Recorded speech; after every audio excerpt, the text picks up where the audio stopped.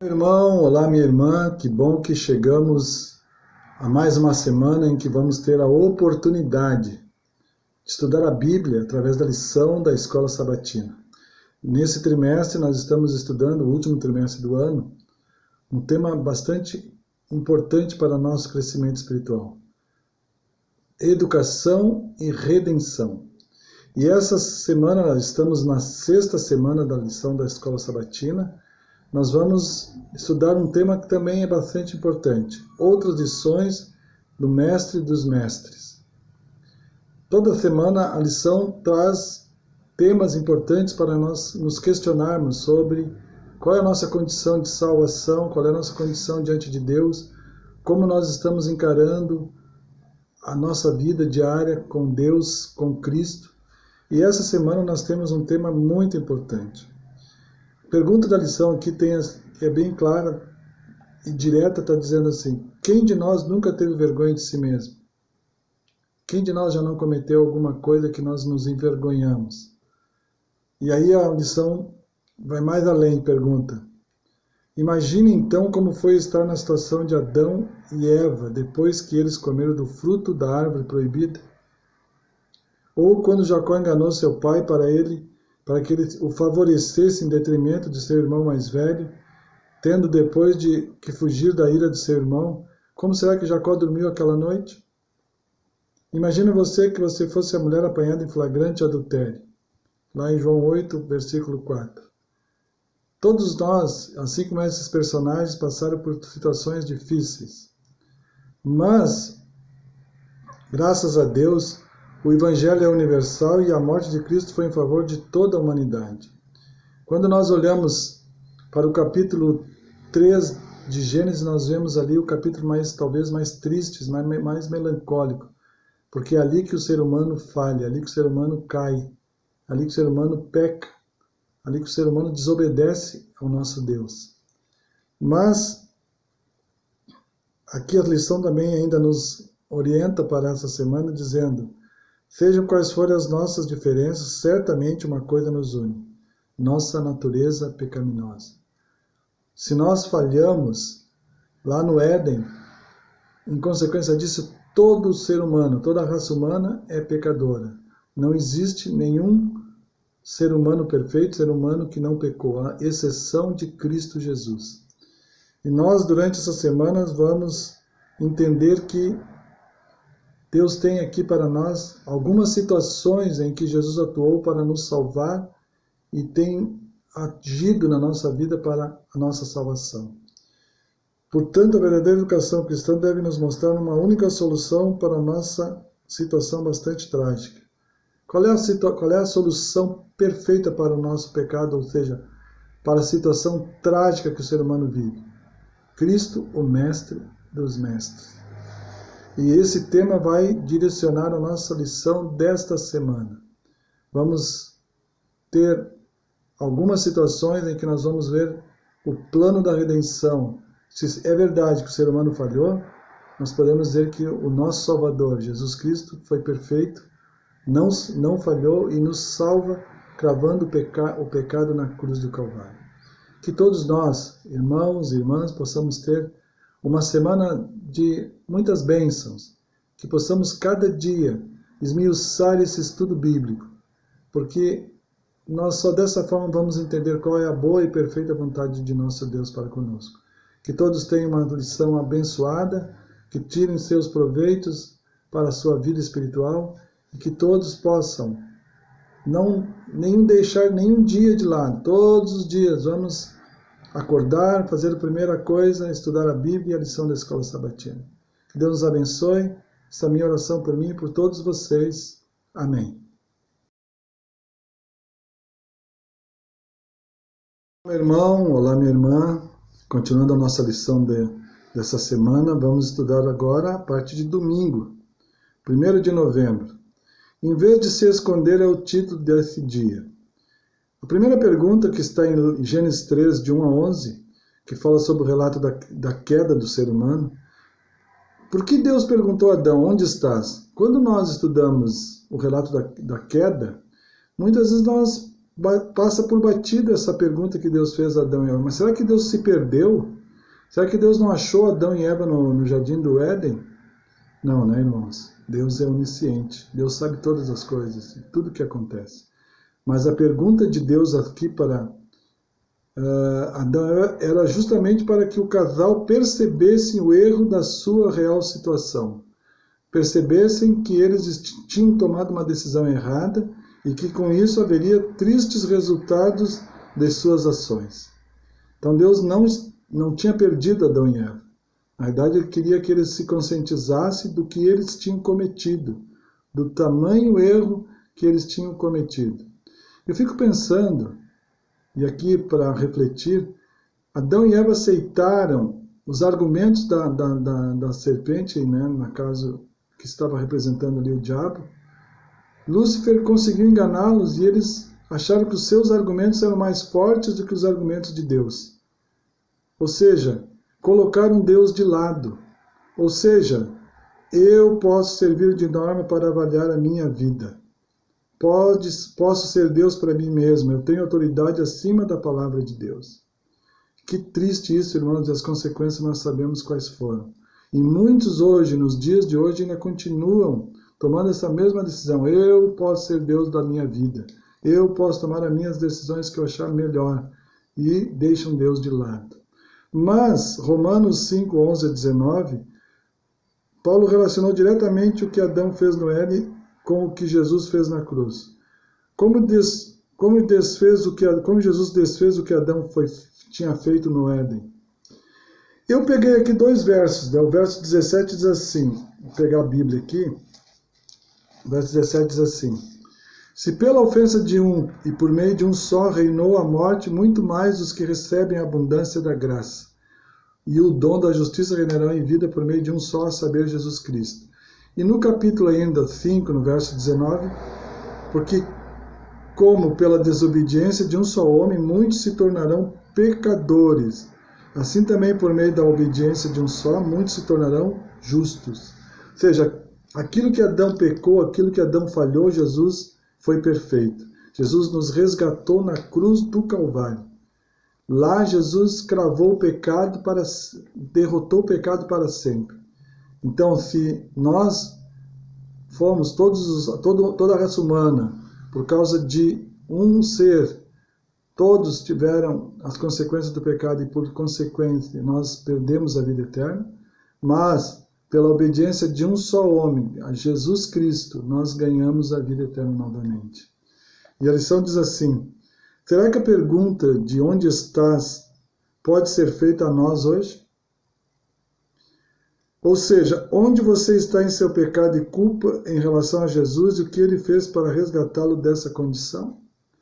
Quando Jesus pergunta hoje, onde nós estamos, será que nós podemos, muitos não respondem também, eu estou aqui, vivendo a minha vida, fazendo a minha vontade, sendo o meu Deus mesmo, tomando as minhas próprias decisões. Mas eu queria dizer para você, meu irmão, minha irmã, que nós fomos resgatados por um preço muito caro. A salvação é pela graça em Cristo Jesus, mas ela não é de graça. Jesus passou um sacrifício tremendo, Jesus sofreu por nossa causa. E Jesus foi fiel e foi obediente em tudo para que eu e você pudéssemos ter vida eterna. Se realmente nós perdemos lá no Éden o direito à vida eterna, Jesus resgatou novamente esse direito e nos deu através da sua morte na cruz do Calvário. Que todos nós possamos aceitar Cristo plenamente na nossa vida. Que possamos orar todos os dias pela manhã. Senhor, dá-nos uma mente semelhante à de nosso Salvador, a fim de que Ele possa guiar a nossa vida e nos preparar para que, quando Ele voltar, nós podemos viver eternamente ao seu lado. Eu quero viver eternamente com Cristo. Eu sei que você também quer. Para isso, nós temos que viver uma vida de comunhão. Aceitar o pleno sacrifício de Cristo na nossa vida. Nada pode ser mais importante do que isso. Que Deus te abençoe, que você seja uma bênção na vida da sua família, dos seus amigos. Essa é a minha oração por mim e por vós. Amém.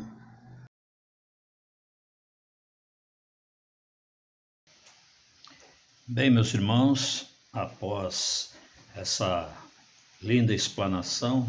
Nós queremos continuar aqui com a nossa lição da Escola Sabatina, agora dissertando um pouquinho sobre a lição de segunda-feira.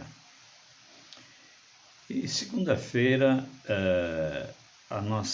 o nosso manual nos traz uma história também bastante conhecida, que está lá no livro de Gênesis, no capítulo 28, os versículos 10 a 17. Qual é o contexto dessa história? O contexto dessa história, irmãos, é que eu sempre digo aqui, você tem que buscar onde a gente faz referência. No caso aqui, Gênesis 28, de 10 a 17. Você pode buscar com mais calma em casa, no seu estudo, para você poder se entranhar bem, entender bem a história. Mas o contexto, eu diria para você, é o seguinte, ali fala da fuga de Jacó. Você sabe que Jacó, o seu relacionamento dele não era muito bom com seu irmão Esaú, né? Então, com o auxílio da mãe dele, diz que ele enganou cruelmente seu irmão e seu pai. E seu irmão estava a fim de pegá-lo e ameaçava violentamente a Jacó. E Jacó havia se tornado então um fugitivo, porque ele sabia que se continuasse ali juntamente com seu irmão, fatalmente seu irmão consumaria o que ele tinha premeditado já fazer. Então, diz que Jacó, ao anoitecer, num dia desses, ele caminhando, ao anoitecer, tendo apenas o céu estrelado como teto, ele, nessa andança, ele encontrou uma pedra e fez dela um travesseiro e ali adormeceu. E até aqui eu creio vocês sabem bem essa história, como se desenrolou, né? Então, ele adormecendo, aquele famoso sono lhe sobreveio, etc., mas durou pouco. A nossa lição nos informa que esse sonho durou muito pouco, porque em sobrevindo o sonho, que sonho foi esse? O sonho daquela escada que ele viu que se apoiava na terra e se estendia até o céu. E o que tinha, o que ele via nessa escada? Ele via anjos subindo e descendo e fazendo todo o seu serviço usando aquela escada. Então, essa escada, se vocês analisarem, era o próprio Jesus que enviou ali seus anjos para transitar e mostrar para Jacó quem era Deus. Então, Jacó, a primeira voz que ele ouviu foi a voz do Senhor que disse para ele bem claramente: eu sou o Senhor. E depois de dizer essas palavras, Jesus também pronunciou algumas frases que já eram para Jacó bem conhecidas, do tipo: sua descendência se tornará grande. Eis que estou contigo, te guardarei por onde quer que fores. Quando ele, entre outros pensamentos e assimilando essas palavras, ele caiu na realidade e disse: na verdade, o Senhor está nesse lugar e eu não o sabia.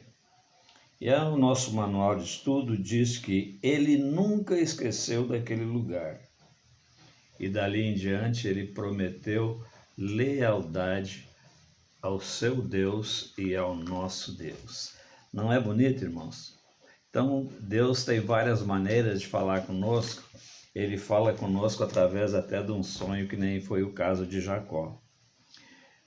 Jacó caiu em erro com o irmão, enganando o irmão e também o pai, e vocês conhecem a história, né?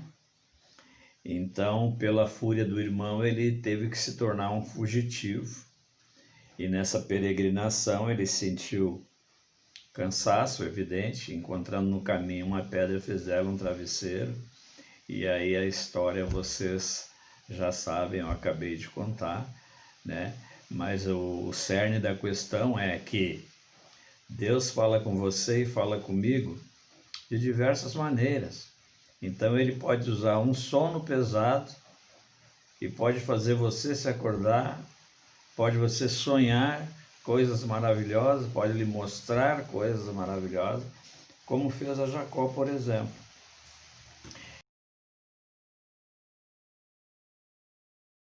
E depois nós continuamos aqui mais um pouquinho na lição de terça-feira, que o título é Rabi, o Rabi Jesus.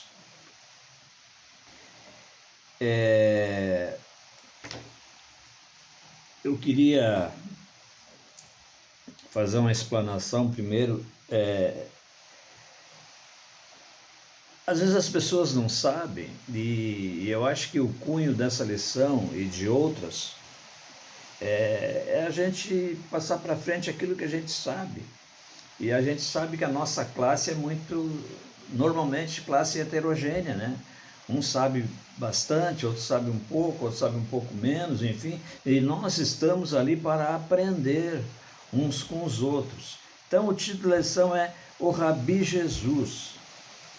E eu lhe pergunto, o que é Rabi?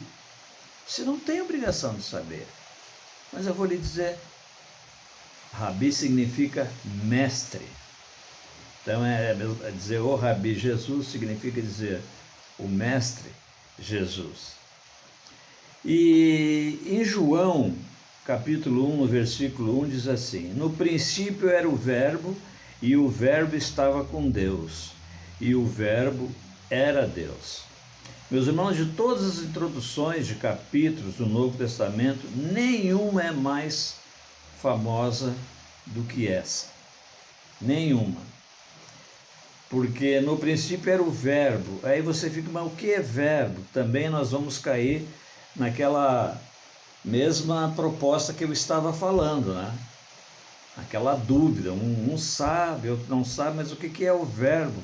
A gente está acostumado verbo, conjugar o verbo, né?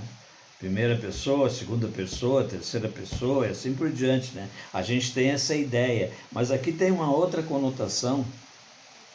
Verbo que aqui quer dizer sabedoria, revelação, salvação. É o próprio Jesus, é o verbo. Então, a nossa lição faz uma indagação ali, perguntando o seguinte: de acordo com essa passagem, quem era Jesus e o que ele estava fazendo? Bom, Jesus era o próprio verbo, como eu já disse, né?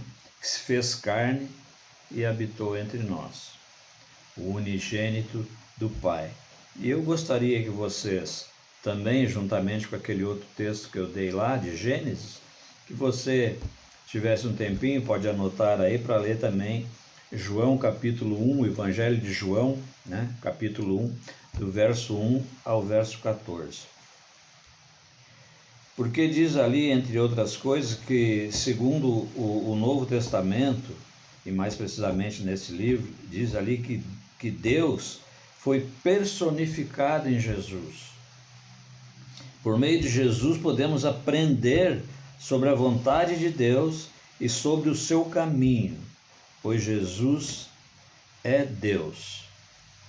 Meus irmãos, essa reflexão fica para você fazer mais à vontade, com mais calma em casa, como eu sempre digo, para você discutir depois na classe com os outros irmãos.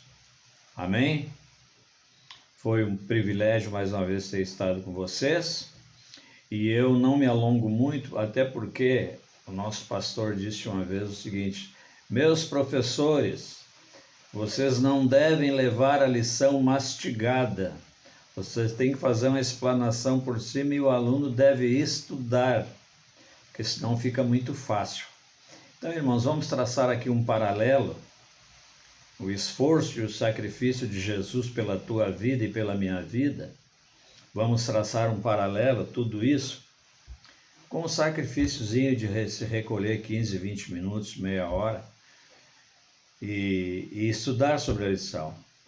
Cada dia aqueles 10 minutos, depois na terça mais 10, na quarta e assim por diante, até sábado de manhã, né? Para a gente poder falar assim da sua própria mente aquilo que você mesmo estudou, você pesquisou. Então, por hora, meus irmãos, fica aí essa pequena reflexão para vocês atentarem, entenderem e discutir na classe, tá ok? Obrigado por todos aqueles que me ouviram e que ainda certamente vão ouvir, né, outras pessoas ouvir esse vídeo. E peço que Deus abençoe a todos quantos ouçam e assistam esse vídeo. É o meu desejo e oração para vocês, em nome de Jesus. Amém.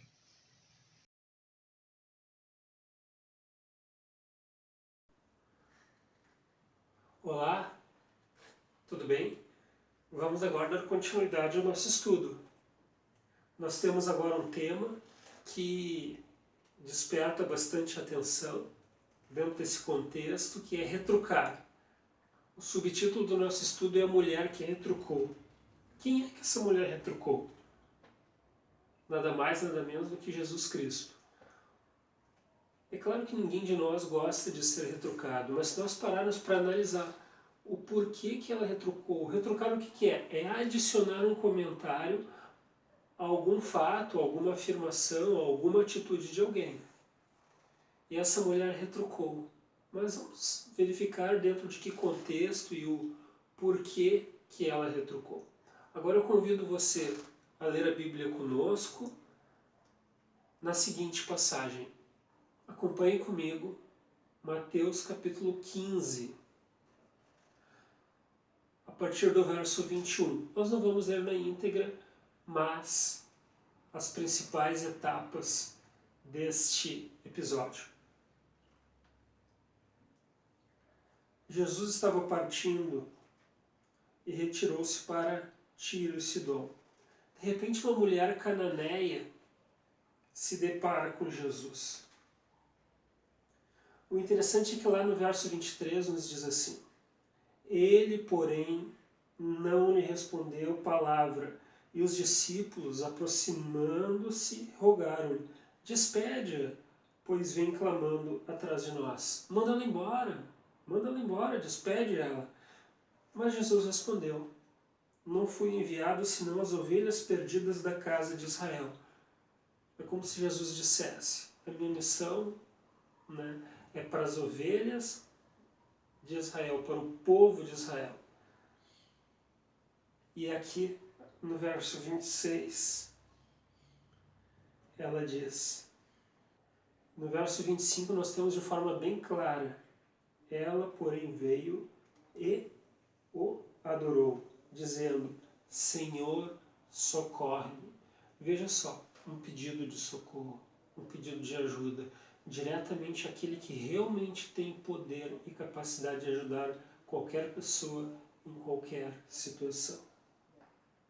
É importante destacar que lá no verso 26 Jesus diz assim: Não é bom tomar o pão dos filhos e lançá-lo aos cachorrinhos. E é aqui que tem a replicação. É aqui que essa mulher fala, lá no verso 27, sim, Senhor, porém os cachorrinhos comem das migalhas que caem da mesa dos seus donos. O que ela está dizendo com isso? Senhor, o tão pouco que vem de ti é muito para mim. É capaz de saciar até mesmo as migalhas das tuas dádivas, as migalhas que vêm das tuas mãos são robustas, são magníficas e resolvem o meu problema. A lição que essa mulher dá, retrucando, mas vejam bem que ela replicou positivamente. Ela replicou considerando que mesmo que Jesus tivesse que dar para ela pouco, o pouco para ela era algo transbordante, era de uma quantidade suficiente para saciar as suas necessidades. Que possamos ter em mente que tudo aquilo que vem de Jesus, que vem dos céus, mesmo que sejam migalhas, para nós é o suficiente.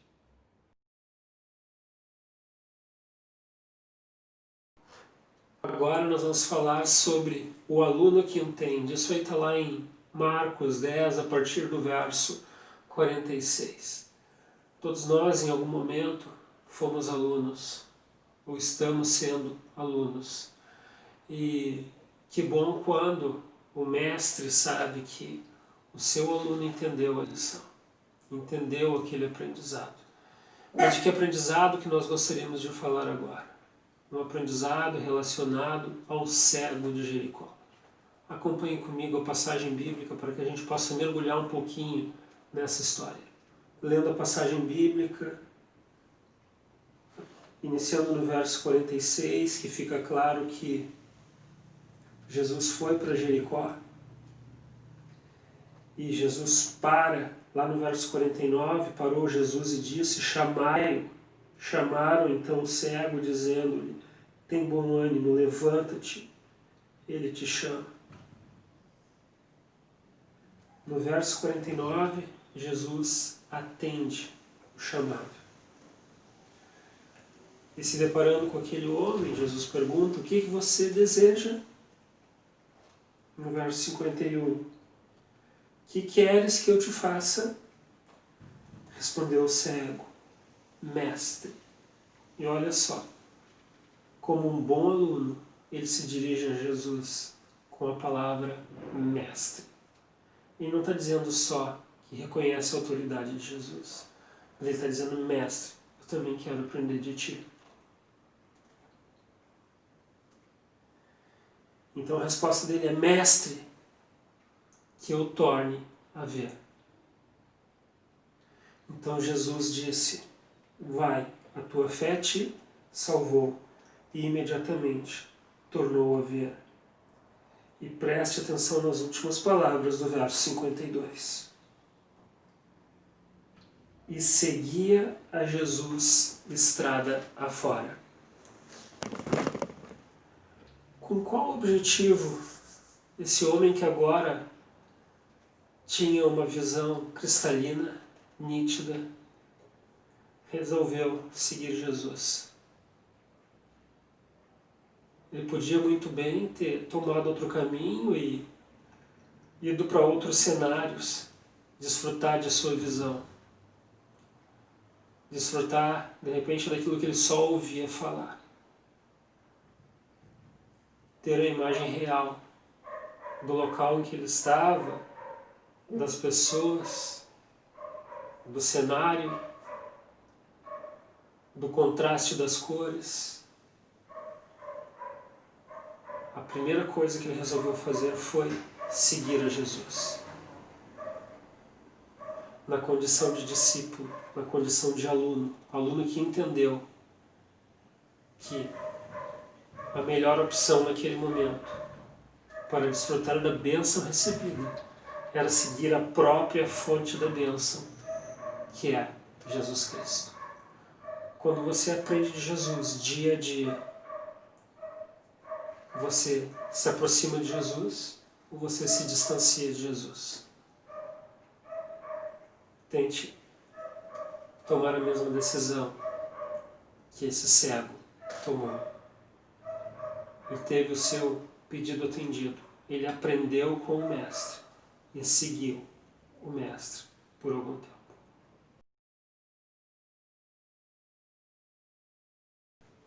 Agora nós vamos fazer o fechamento do nosso estudo, montando aquelas 4 peças que compõem o nosso quebra-cabeça.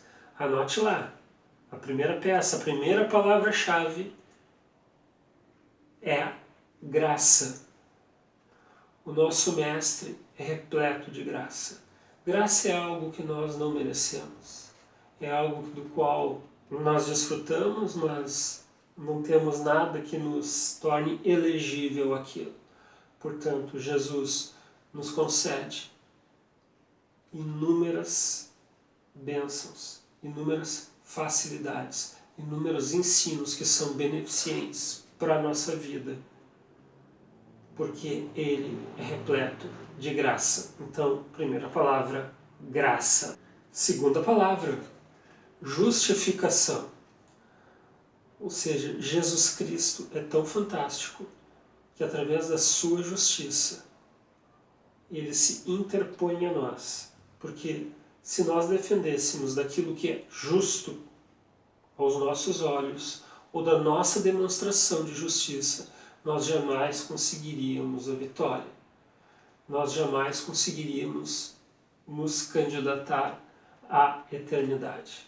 Portanto, a justificação, Jesus nos tornando justificados através do seu sacrifício, Ele nos dá toda a capacidade, Ele nos dá a habilitação do qual necessitamos para nos tornarmos pessoas melhores. Através de Jesus, nós nos tornamos habilitados e justificados. Então, segunda palavra, justificação. Terceira palavra, vida. Jesus Cristo é fonte de vida. Ele é a representação máxima, Ele é a expressão máxima de vida. Nele concentram-se todas as fontes da existência. Não é à toa que Jesus falou, eu sou o caminho, a verdade e a vida. Então, Jesus nos ensina o que realmente é a vida. O que é a vida distante dele e o que é a vida ao seu lado. Com certeza, você já sabe qual é a melhor opção. Vida ao lado de Jesus. Portanto, terceira palavra que o nosso mestre nos ensina é vida. Quarta palavra para fechar o nosso quebra-cabeça. Anote aí. Reparação. Reparação quando algo está quebrado, quando algo está desgastado, fragmentado, nada melhor do que restaurar. E Jesus, através do seu sacrifício, deseja restaurar a humanidade. Juntar cada pedacinho, cada caquinho que está espalhado, Ele é capaz de montar, de reconstituir, de reparar. E que coisa maravilhosa é quando nós vemos que a nossa vida está reparada, que a vida de pessoas que estava uma vida dilacerada pode ser reconstituída, reparada. O nosso mestre dos mestres é capaz também de reparar. Então, que você possa fazer bom uso dessas 4 palavras que compõem o nosso quebra-cabeça. Graça, justificação, vida e reparação. Obrigado por sua companhia mais uma vez. Que Deus abençoe você, a sua família, e te esperamos na próxima semana com mais um estudo. Até lá. Obrigado, Pai, por tua graça maravilhosa. Obrigado por esse amor tão grande. Me ajude a entender, a compreender, a aceitar e a viver isso em cada dia de minha vida. Por favor, Pai, em nome de Jesus. Amém.